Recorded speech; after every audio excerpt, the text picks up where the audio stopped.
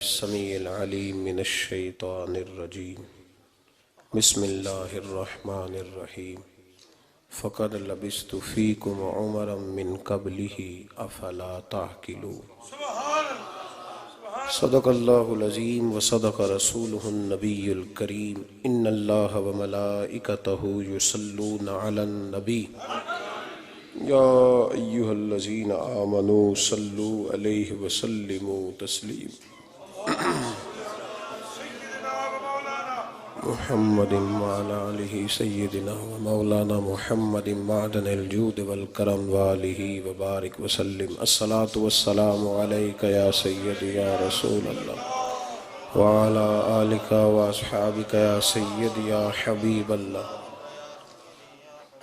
حمد و صلاة کے بعد انتہائی مخدوم و محترم صاحب صدر گرامی قدر سلالہ دودمان چورا شریف حضرت قبلہ عالم صاحبزادہ پیر سید حسنین فاروق شاہ صاحب دامت برکاتہم العالیہ، مقتدر سامعین و حضرات، بڑی دیر سے آپ لوگ تشریف فرمائیں۔ میری بھی شاید پہلی محفل ہو جو اتنی دیر تک میں نے دیکھی ہو، ورنہ میں بزدل آدمی ہوں، جلدی جلسہ ختم کر لیتا ہوں۔ 3 گھنٹے تو ہو گئے مجھے بھی آئے ہوئے، تو میں سوچ رہا ہوں کہ اتنے آپ بڑے بہادر لوگ ہیں، اللہ آپ کو بہترین جزا عطا فرمائے۔ عزیز دوستو، میلاد النبی صلی اللہ علیہ وسلم کے عنوان سے منون بڑا خوبصورت اجتماع ہے۔ کچھ باتیں ایسی ہیں جو میں کر ہی نہیں سکوں گا، ادب بڑا مانے ہے، کیسا دستور زباں بندی ہے تیری محفل میں۔ اللہ آپ کو جزا دے۔ تھوڑی دیر آپ لوگ توجہ فرمائیے گا۔ اصل میں میری یہ رائے ہوتی ہے کہ اجتماع جو مختصر اور جامع ہوتے ہیں وہ زیادہ ذرا اچھے ہو جاتے ہیں، تو بہرحال آپ لوگوں کا انتظام ہے، آپ اس کو بہتر جانتے ہیں، اللہ آپ کی اس کوشش کو قبول فرمائے۔ اللہ تبارک و تعالیٰ نے تمام انبیاء کرام علیہ السلام کو معجزات عطا فرمائے، اور ہمارے محبوب علیہ السلام کے تو وجود اطہر کے روئے روئے کو اللہ نے معجزہ بنایا۔ لیکن قرآن پاک نے نبی پاک صلی اللہ تعالیٰ علیہ وسلم کی نبوت پر دلیل بہت ساری چیزوں کو بیان کیا۔ آپ کے اپنے لوگوں کے بیچ، آپ کے دائیں بائیں رہنے والوں کے بیچ، جب قرآن پاک نے نبی پاک علیہ السلام کی نبوت کی دلیل بیان فرمائی، تھوڑی سی توجہ کریں گے آپ میری بات پر۔ انہوں نے جب کہا نا کہ آپ نبی ہیں تو دلیل کیا ہے، تو اللہ کا قرآن فرماتا ہے کہ محبوب ان سے کہو، ان سے فرمائیں فَقَدْ لَبِثْتُ فِيكُمْ عُمَرًا مِّن قَبْلِهِ، میں تمہارے درمیان عمر کا حصہ گزار چکا ہوں، تم نے مجھے بچپن میں، جوانی میں، لڑک پن میں دیکھا ہے۔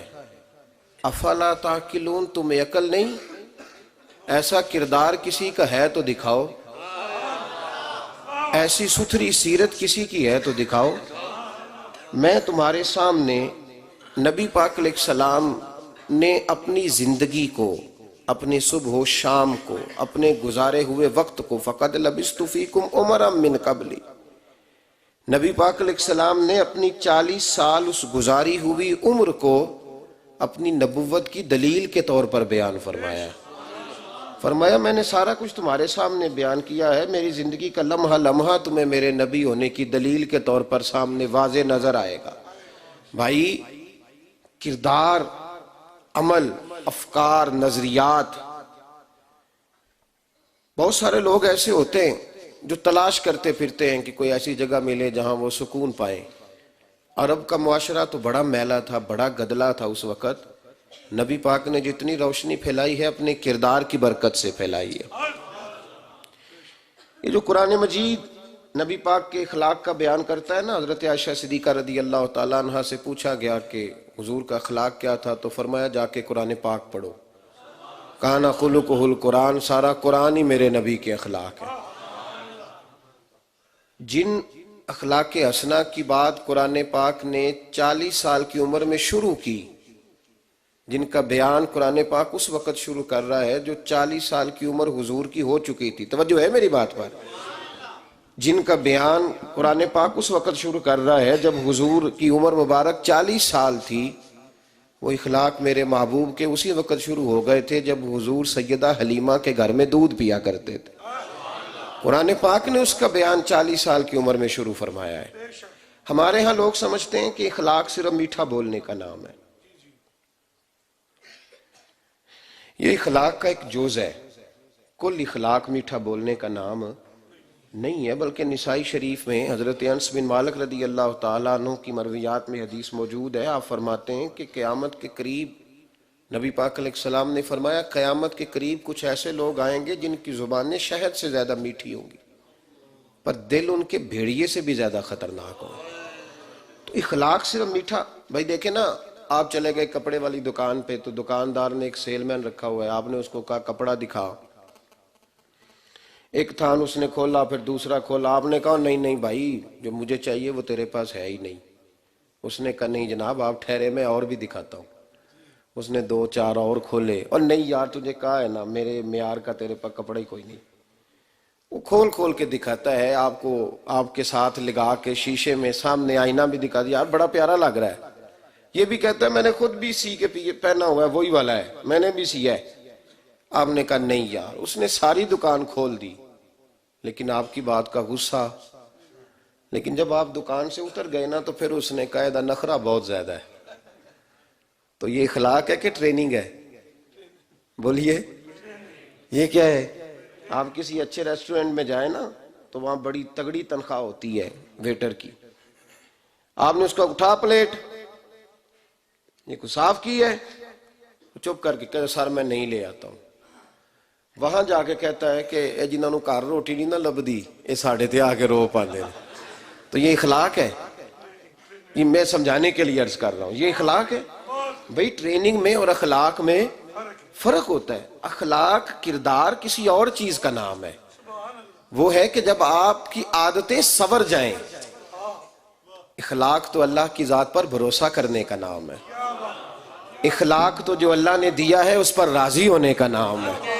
اخلاق تو سچائی کا نام ہے. اخلاق تو وفا کا نام ہے. اخلاق تو پیار کا نام ہے، درگزر کا نام. ہم لوگ اخلاق اپنا دیکھیں نا میرے بھائی، نبی پاک صلی اللہ تعالی علیہ وسلم کی بارگاہ ناز میں جب کوئی لینے آتا تھا نا تو محبوب جھولی بھر کے ہی عطا فرماتے تھے. توجہ ہے میرے عزیزوں کی؟ جب کوئی لینے آتا تھا حضور جھولی بھر کے دیتے تھے.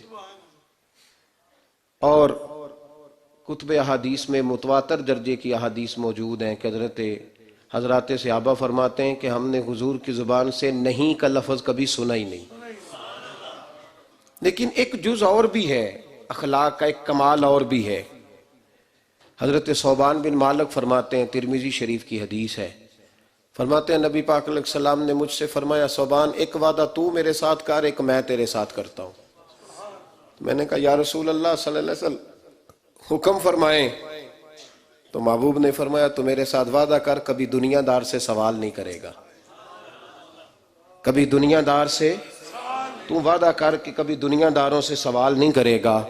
فرمایا تو میرے ساتھ یہ وعدہ کر میں تیرے ساتھ جنت کا وعدہ کرتا ہوں. ابو داؤد شریف کے اندر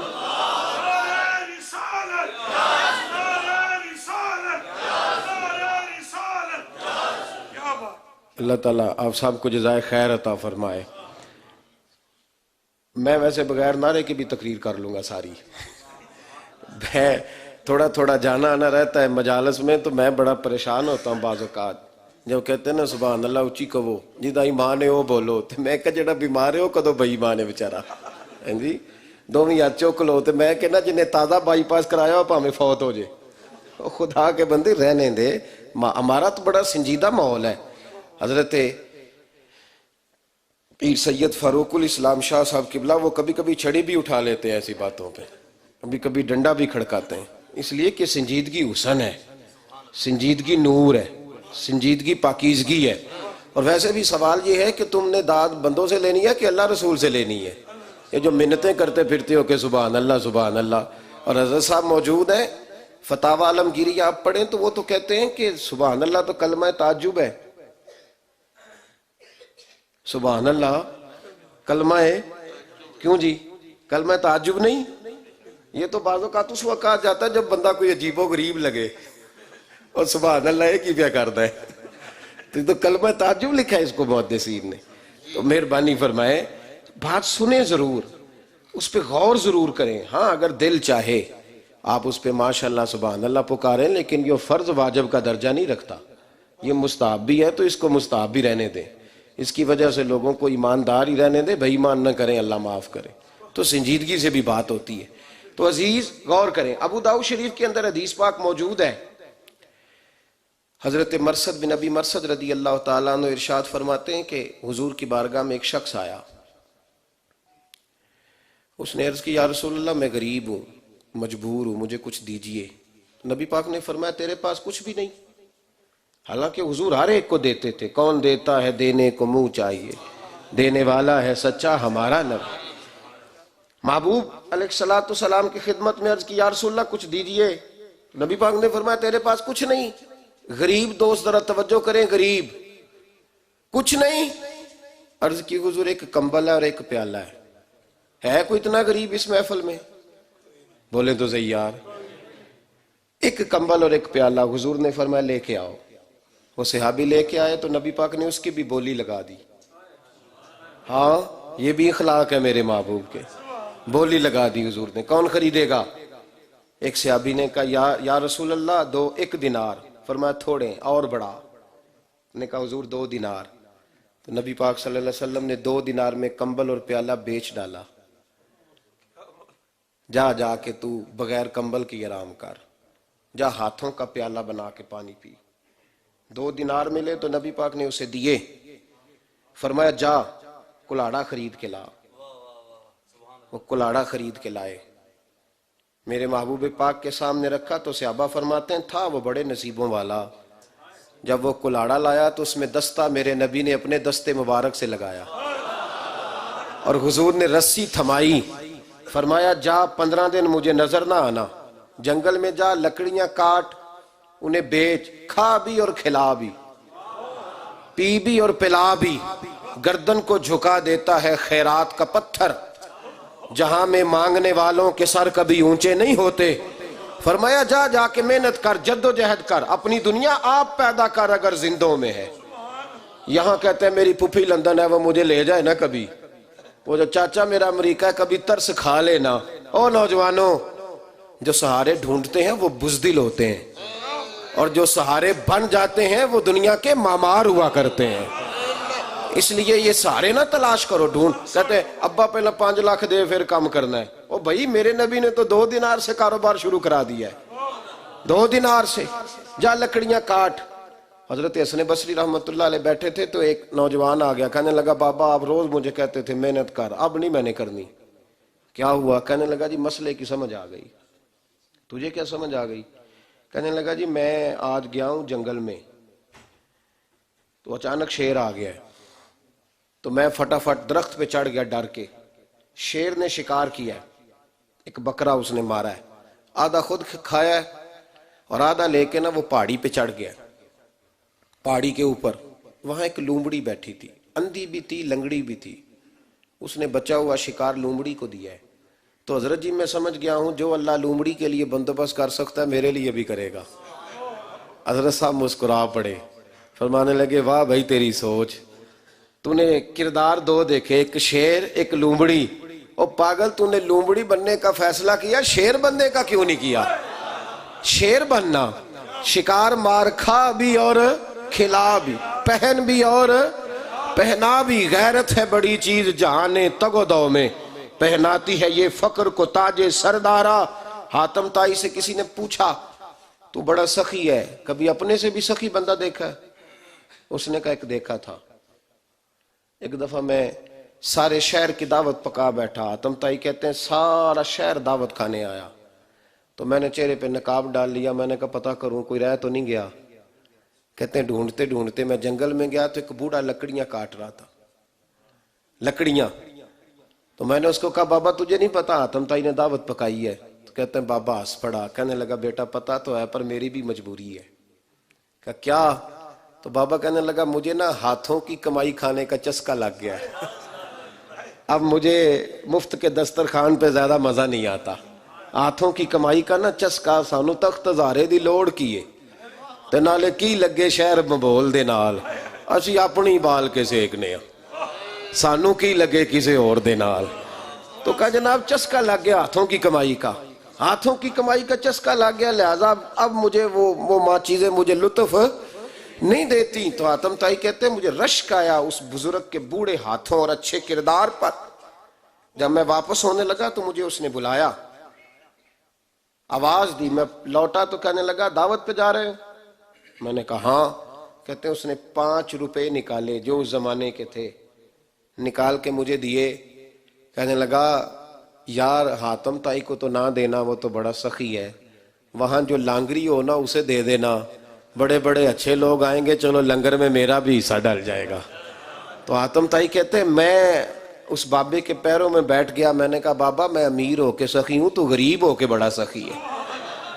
نبی پاک صلی اللہ علیہ وسلم نے صحابی سے کہا جا جا کے لکڑیاں کاٹ، کھا بھی اور کھلا، پہن بھی اور۔ امام جلال الدین سیوطی رحمت اللہ علیہ نے در منصور کے اندر حدیث لکھی ہے، یہی حدیث تفصیل سے فرماتے ہیں۔ 15 دن کے بعد پھر آئے وہ صحابی، تو جب انہوں نے ہاتھ کھولے تو ہاتھوں پہ چھالے تھے، چھالے تھے ہاتھوں پہ۔ حضور نے فرمایا اب تیرا کیا حال ہے؟ کہا یا رسول اللہ پہلے ایک کمبل تو اب سارے گھر کے بستر بن گئے، پہلے ایک پیالہ تھا اب سارے گھر کے برتن بن گئے۔ اور پھر جیب میں ہاتھ ڈالا، کہا یا رسول اللہ میں یہ 10 دینار نذرانہ دینے کے لیے لایا ہوں، حضور یہ قبول۔ نوجوانوں سہارے ڈھونڈتے ڈھونڈتے ڈھونڈتے ڈھونڈتے لوگ دھوکہ دہی پہ اتر آئے، سہارے تلا راتوں رات امیر ہونے کے چکر نے لوگوں کو آزمائشوں میں ڈال دیا۔ ہمارے جھوٹے خواب کہ اللہ کرے میں سویرے اٹھوں تو امریکہ میں ہی ہوں، اللہ کرے کوئی ایسا جک لگے اور میں آگے۔ لوگوں نے اتنا ظلم کیا، دولت اتنی دور چلی گئی، شرم کی بات نہیں کہ تقریریں بکنے لگی ہیں، تلاوتوں کے لوگ پیسے مانگتے ہیں۔ ایک طرف کہتا ہے میں نبی پاک کے نام کا کھاتا ہوں، دوسری طرف کہتا ہے پہلے 20,000 جمع کرا پھر آؤں گا۔ ایک بات کر، ایک بات۔ حضرت امام جلال الدین سیوطی رحمت اللہ تعالی علیہ ایک دفعہ اپنے شاگردوں سے کہنے لگے میں نے دین پہ بڑا احسان کیا ہے۔ تو شاگرد پریشان ہو گئے، بابا تو نے کام بڑا کیا پر دین پہ تو نہیں نا کوئی احسان کر سکتا۔ فرمایا یہ میں جب مرنے لگوں تو پھر آنا، پھر بتاؤں گا۔ آپ کے وصال کا وقت آیا تو شاگرد گئے، کہا حضور اس جملے کی سمجھ نہیں آئی۔ آپ فرمانے لگے تم میرے لفظوں سے اختلاف کر سکتے ہو، میری نیت سے نہیں کر سکتے۔ کہا حضور کیا بات؟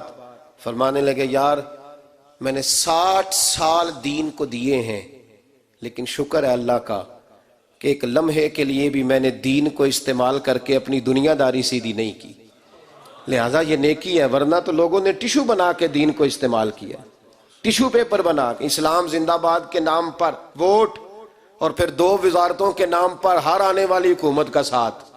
یہ دین کے نام پر تم لوگوں کا حشر کر رہے ہو۔ اور ظالم وہ لوگ نہیں جو تلاوت اور نعتوں کے پیسے مانگتے ہیں، ظالم وہ ہیں جو پیسے دیتے ہیں، وہ مجرم ہیں جو ان ایکٹروں کو پرموٹ کرتے ہیں، جو ان کو پرموٹ کرتے ہیں۔ آپ کسی چیز کا ریٹ لگانا بند کر دو گے تو وہ مارکیٹ میں بکنا بھی بند ہو جائے گی۔ خدا را دین پہ رحم کھاؤ، وہ والا کام کرو جس کام پہ اللہ بھی راضی اور اللہ کے رسول بھی راضی، ان کاموں سے بچیں۔ بہرحال خودداری اور عزت نفس یہ میرے رسول پاک سید عالم صلی اللہ تعالی علیہ وسلم کی سیرت کا پہلا سبق۔ اور دوسرا سبق حضور نے پتہ بہت اعلیٰ دیا ہے اور ہمیشہ دیا ہے، بہت زیادہ دیا ہے اور کھل کے دیا ہے، وہ ہے میرے محبوب نے حق کا ساتھ ہمیشہ دیا ہے۔ توجہ ہے میری بات پر؟ ہم انتظار کر رہے ہیں کہ میرے پاس تھوڑی قوت آئے گی تو پھر میں چودھری کے سامنے کھڑا ہوں گا۔ کھڑا ہونے کے لیے وجود کی قوت کی ضرورت نہیں ہوتی، ایمان کی قوت کی ضرورت ہوتی ہے، تو ایمان کی قوت پیدا کر۔ مدینہ طیبہ کے علاوہ جو قبیلہ پورا مسلمان ہوا نا، قبیلہ وہ بنو آراش کا تھا، بنو آراش کا قبیلہ۔ ابن اسحاق ابن ہشام دونوں نے لکھا ہے کہ اس قبیلے کا ایک شخص آیا، محبوب پاک علیہ السلام نے اعلان نبوت کیا تھا تو وہ شروع میں ہی آ گیا، حضور کو نہیں جانتا تھا. جب مکہ مکرمہ وہ پہنچا تو اس نے شور سنا کہ یہاں کسی شخص نے اعلان نبوت کیا اور لوگ مخالفت کر رہے ہیں. ابو جہل سے ملاقات ہوئی تو کہنے لگا ان کے پاس نہ جانا، وہ معاذ اللہ جادوگر ہیں، نقل کفر نہ باشد، وہ کاہن ہیں، ساحر ہیں. ابو جہل اس طرح کی گفتگو کرنے لگا. وہ شخص کہتا ہے میں چھوٹا سا بیوپاری تھا، 2-4 جانور میں کسی گاؤں سے خریدتا تھا، شہر میں لا کے بیچتا تھا. میں اس وقت بھی 2 اونٹ لایا ہوا تھا. ابو جہل نے کہا ان کے پاس نہ جانا. میں نے کہا نہیں جاؤں گا. کہتے ہیں ابو جہل سے باتوں میں بات بڑی تو سودا ہو گیا، میرے 2 اونٹ خرید کے لے گیا. توجہ ہے میری بات پر؟ سمجھ آ رہی ہے آپ حضرات کو؟ کہتے ہیں وہ 2 اونٹ خرید کے ابو جہل لے گیا. میں نے کہا پیسے؟ تو کہنے لگا کل آنا. کہتے میرا کوئی واقف نہیں تھا مکہ مکرمہ میں بڑی مشکل سے کسی درخت کے نیچے سو کے رات گزاری. اگلی صبح میں گیا. میں نے کہا میرے پیسے؟ کہنے لگا کل آنا. کہتے اب میں نے کہا کہ چودھری آدمی ہے، اگر زیادہ بات کی تو آڑی نہ جائے. چودھری بھی تو ڈنڈا چلا کے چودھری بنتے ہیں نا، اللہ ماشاءاللہ. تو کہتے میں رات پھر درخت کے نیچے تیسرے دن میں گیا. میں نے کہا صاحب پیسے؟ میں نے ذرا گزارش کی، میں نے کہا میرے پیسے دے دو. کہنے لگا کل آنا. میں نے دبا کے بات کی. میں نے کہا یار میری کوئی پھپھی نہیں رہتی مکے میں، کوئی رشتہ دار نہیں، کوئی میرا جاننے والا نہیں، میرے پیسے دے. پردیسی آدمی اور بہت زیادہ مالدار نہیں ہوں، چھوٹی سی میری انویسٹمنٹ ہے اور مجھے لوٹنا ہے وطن. میرے تو بچے انتظار کر رہے ہوں گے کہ آیا نہیں، 3-4 دن بیت گئے، پیسے دو.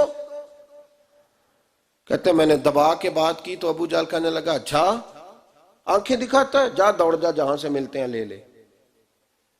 کہتے ہیں میری بس آنکھوں کے آگے اندھیرا آ گیا. یہ تاجر جب ڈوبتے ہیں تو خودکشیاں کرتے ہیں.